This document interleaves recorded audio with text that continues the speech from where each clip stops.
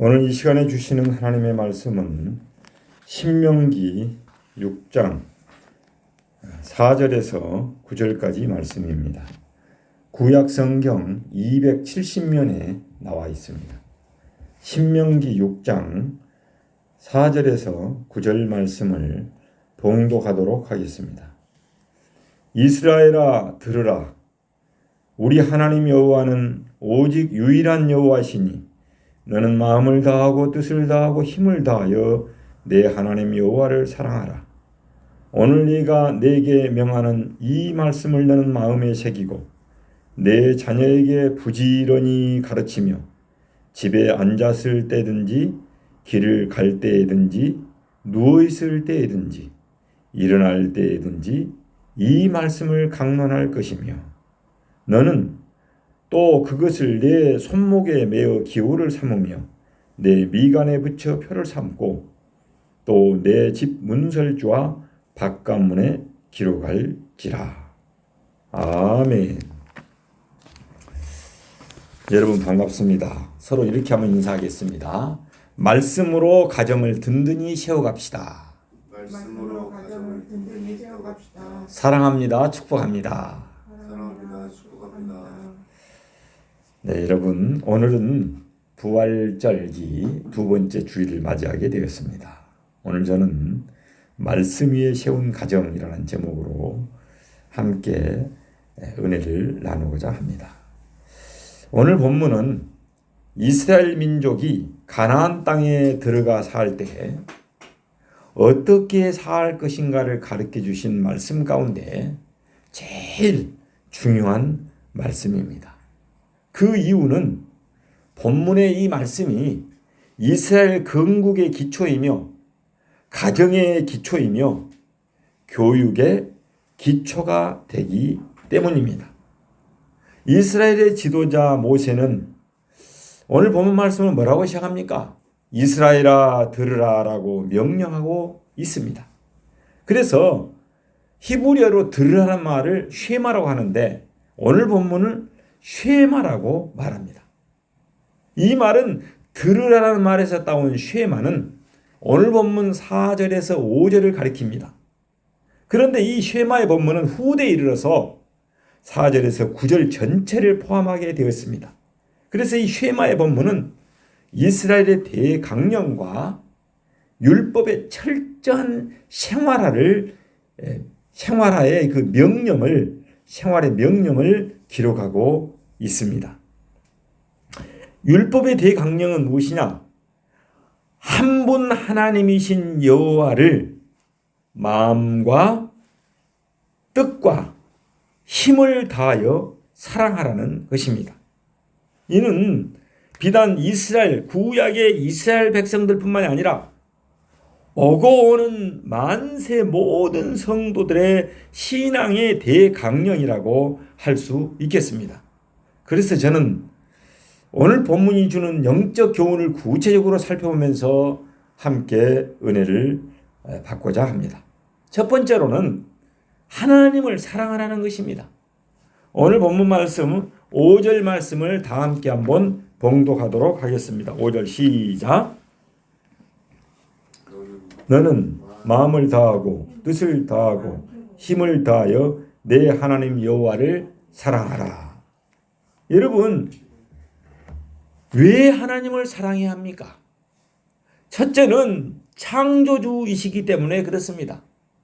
피조물은 창조주를 사랑하는 것이 당연한 의무인 것입니다. 둘째는 우리를 구원해 주셨기 때문입니다. 이스라엘을 이집트에서 구원하셨고 우리를 죄로부터 구원하셨습니다. 또 구원받은 우리 하나님의 백성들이 구원하신 하나님을 사랑하는 것은 그래서 당연한 도리인 것입니다. 세 번째는 보호해 주시기 때문입니다. 하나님은 이스라엘을 구원하셨을 뿐만 아니라 그들을 온갖 시련으로부터 보호해 주셨습니다. 우리의 죄를 구원하시고 지키시고 보호해 주시고 계십니다. 보호를 받은 사람은 보호처를 어떻습니까? 사랑해야 하는 것입니다. 그러면 어떻게 사랑해야 됩니까? 오늘 본문은 이렇게 말합니다.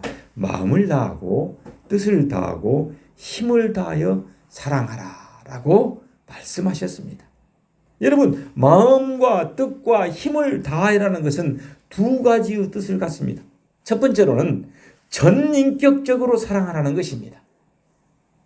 마음과 뜻과 힘은 전인격을 의미하는 것이기 때문에 전인격을 다하여 하나님을 사랑하라는 뜻입니다.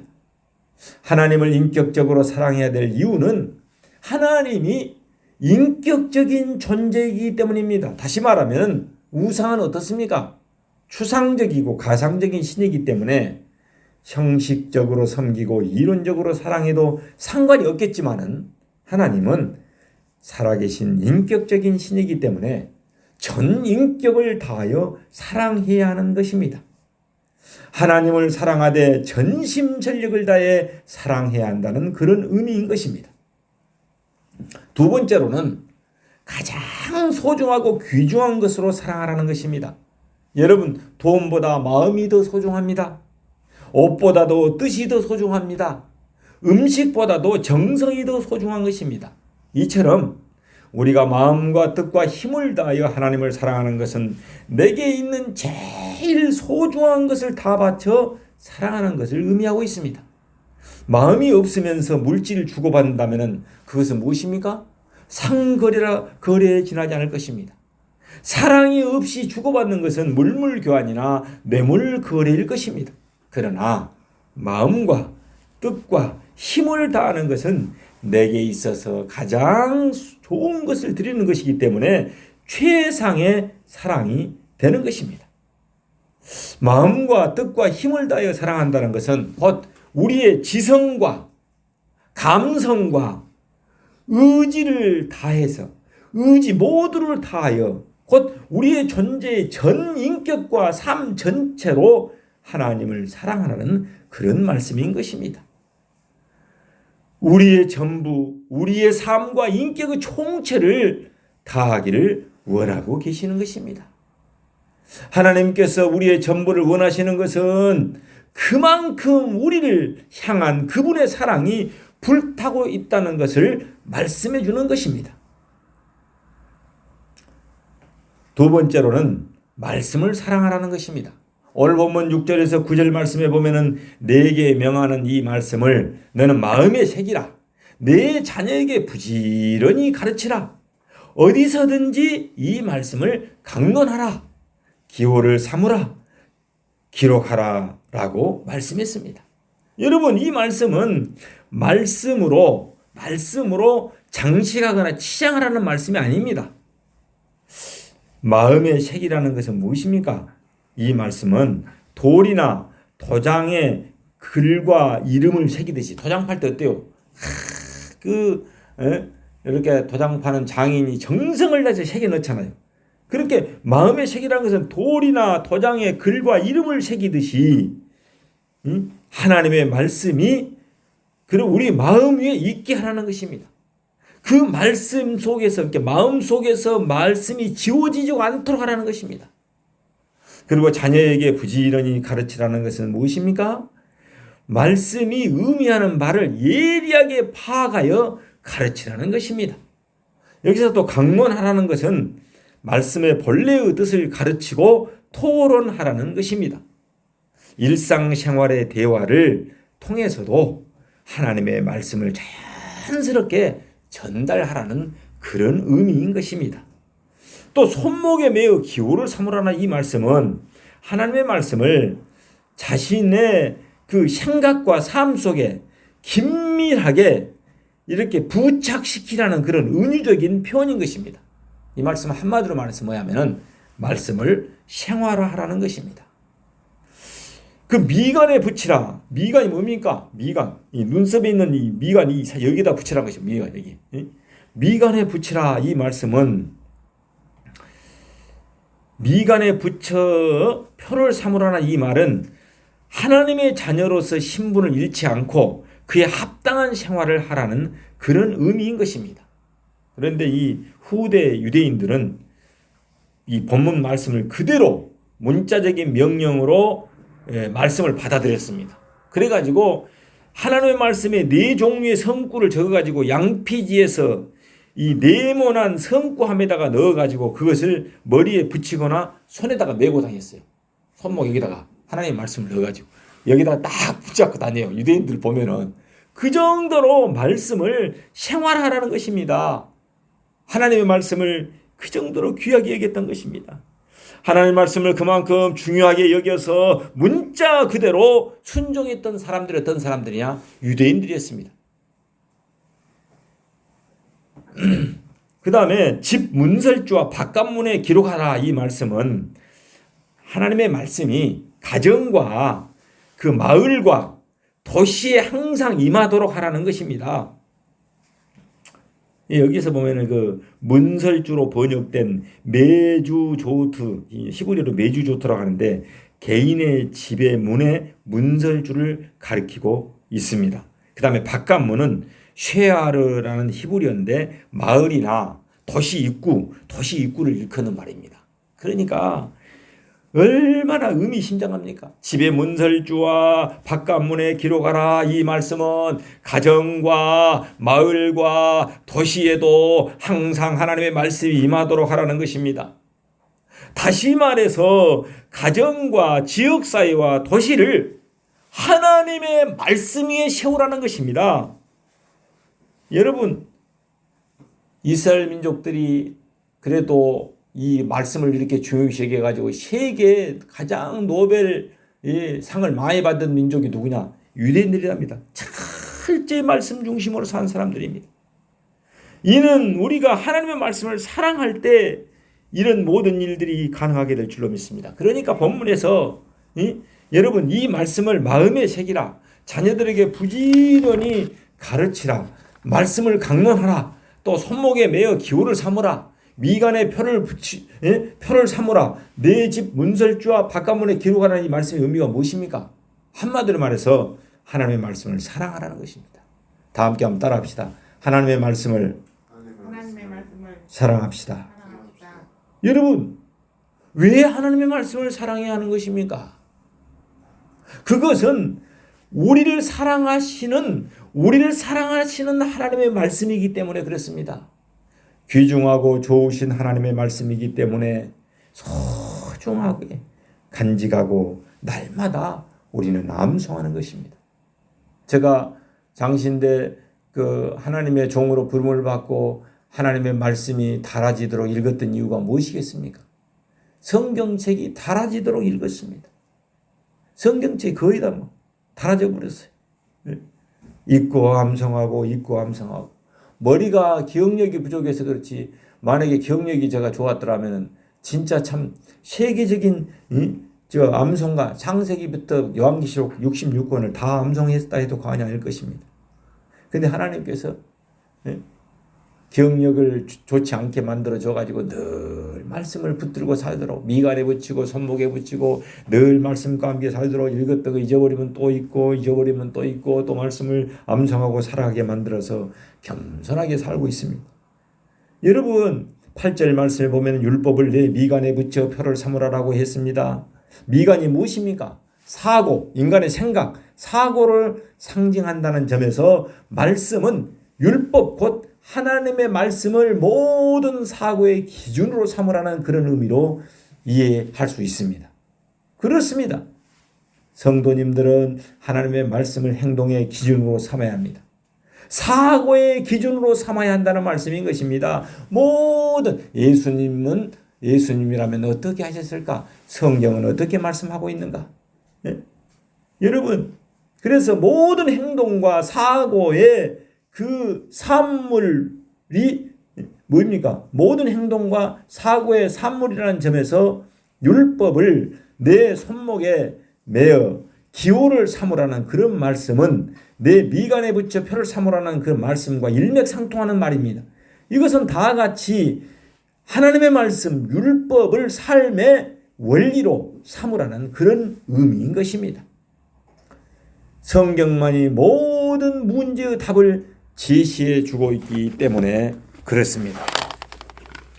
여러분, 성경 속에 구원의 길이 있습니다. 성경 속에 개인과 인류 미래가 있습니다. 성경 속에 인생의 좌표가 있습니다. 그러므로 성경으로 돌아가야 합니다. 성경이 가르치는 것만 가르치고 성경이 말하는 것만 말해야 한다는 것입니다.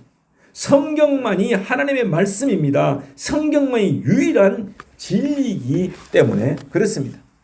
특히 우리는 9절 말씀을 깊이 묵상해야 합니다. 오늘 9절 말씀을 다 함께 한번 봉독하겠습니다. 시작. 또 내 집 문설주와 바깥문에 기록할지니라. 여러분 여기서 말하는 이 집은 문자적으로는 사람들이 기거하는 건물을 가리킵니다. 그러나 본문이 말하는 집은 더 넓은 의미를 이렇게 가지고 있습니다.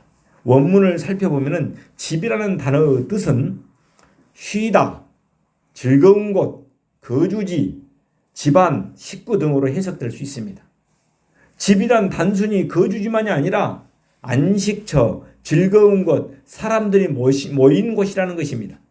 성경 말씀에 보면 집의 여러 가지 의미로 번역되고 있는 것을 볼 수 있습니다. 예를 들어서 가족의 거주지로 사도행전 16장 34절에 나와 있고 창세기 14장 14절에는 가족으로 이렇게 번역되어 있습니다. 또 히브리서 10장 21절에서는 하나님의 집 교회로 이렇게 번역되어 있고 요한복음 14장 2절에서는 하나님의 집, 아버지의 집 천국으로 집을 표현하고 있는 것을 볼 수 있습니다. 그런데 오늘 본문 신명기 6장 9절에서는 내 집은 가정과 교회와 지역사회와 국가를 망라하고 있는 것을 볼 수 있습니다. 여러분 영국의 신학자이며 유명한 주석가인 매튜 헨리는 신명기 주의에서 이렇게 말합니다. 믿음이 시들을 하거나 부패하지 않으려면 우리의 마음속과 가정에 하나님의 말씀을 새겨야 한다. 우리의 가정, 우리의 마음속에 무엇을 새겨야 한다? 하나님의 말씀을 새겨야 한다고 말하고 있습니다. 하나님께서 사랑하는 여러분, 우리의 가정을 한번 돌아봅시다. 우리의 믿음이 시들해가고 있다면 그 이유가 무엇입니까? 우리의 가정이 무너져가고 있다면 그 까닭이 무엇입니까? 우리가 다음 세대에 물려줄 만한 것들은 여러분들은 무엇이라고 생각하십니까? 오늘 본문의 말씀대로 자기 집의 문설주와 바깥문에다가 무엇을 써붙여 놓아야 하겠습니까? 들어온 입구에다가 여러분들은 무엇을 써붙여 놓아야 되겠습니까?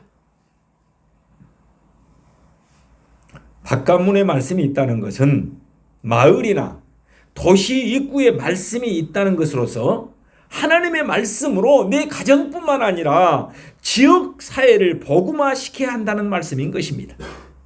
문설주에 있다는 것은 말씀이 내 집을 떠받치고 이 밑에서 떠받치고 덮고 있다는 뜻입니다. 우리가 일을 마치고 집으로 귀가할 때 안방이나 작은 방, 거실에 불이 들어오지 않는 것은 무엇 때문입니까? 전기 스위치를 올리지 않았기 때문에 그렇습니다. 좋은 가구가 있고 실내 장식이 있고 아름다운 조명등이 매달려 있고 먹을 것과 마실 것이 냉장고에 가득 있어도 만일 그 가정이 침울하고 어두운 것은 무엇 때문일까요? 그것은 말씀의 스위치를 올리지 않았기 때문입니다. 넓고 좋은 집에 살아도 인생이 허무하고 잘 먹고 잘 쓰고 잘 살면서도 아무런 인생에 재미가 없는 사람이 있습니다. 가족과 형제가 있고 이웃이 있어도 자기 혼자인 것처럼 텅 빈 가슴을 안고 우울하고 고독하고 외로운 사람이 있습니까? 그 까닭은 그곳에 있어야 할 진리의 말씀이 없기 때문인 것입니다. 다시 말하면 그 가정과 그 심령 속에 그 마음 속에 길이요 진리요 생명 되시는 예수 그리스도가 계시지 않기 때문에 그렇습니다. 하나님께서 사랑하는 여러분, 고아원과 가정의 다른 점이 무엇이라고 여러분들은 생각하십니까? 고아원에도 집이 있고 방이 있고 음식이 있고 텔레비전이 있습니다. 그러나 고아원에 없는 것이 있다면 무엇입니까?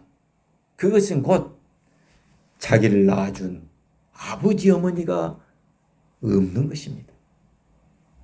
부모가 없기 때문에 외롭고 고독한 것입니다.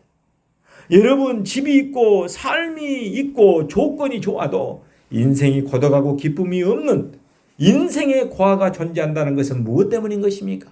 그 가정에, 그 심령 속에, 그 마음 속에 말씀이 육신이 되신 예수 그리스도를 모시지 못했기 때문에 그렇습니다. 우리의 가정을 하나님의 말씀 위에 세웁시다. 그래서 말씀과 예수님의 영, 성령이 충만한 가정이 되게 합시다. 아멘. 말씀이 메아리치고 울려 퍼지는 행복한 가정을 세워나갑시다. 길이요 진리요 생명 되시고 말씀이 육신 되신 예수 그리스도를 나의 주인으로, 나의 구세주로, 나의 왕으로 모시고 삶으로써 행복한 가정을 세워나가시기를 예수 이름으로 축원합니다. 기도하겠습니다. 창조주 되시고 구원주 되시는 하나님, 무엇이간데 우리를 천사보다 더 사랑해 주시고 구원해 주시고 보호해 주시는지요. 그 은혜와 사랑을 생각할 때 감사와 영광을 돌리지 않을 수 없습니다. 마음에 새긴 말씀이 우리의 마음속에서 각인되어 지워지지 않게 하옵소서. 말씀을 자녀들에게 부지런히 교육하고 전승하게 하옵소서. 말씀의 본래의 뜻을 올바로 해석하여 적용하게 하옵소서. 말씀을 생활하게 하옵소서. 말씀을 읽고 말씀을 듣고 말씀을 암송하고 말씀을 묵상하여서 삶에 적용하게 하옵소서. 가정과 이 지역사회를 하나님의 말씀 위에 든든히 세우게 하옵소서. 말씀을 사랑함으로 말씀이 육신이 되어 이 땅에 오신 예수 그리스도를 나의 주인으로 모시고 삶으로써 건강하고 행복한 가정이 되게 하옵소서. 온 인류의 소망 되시는 예수님의 이름 받들어 기도하옵나이다. 아멘. 하나님께 영광의 박수를 올리겠습니다. 감사합니다.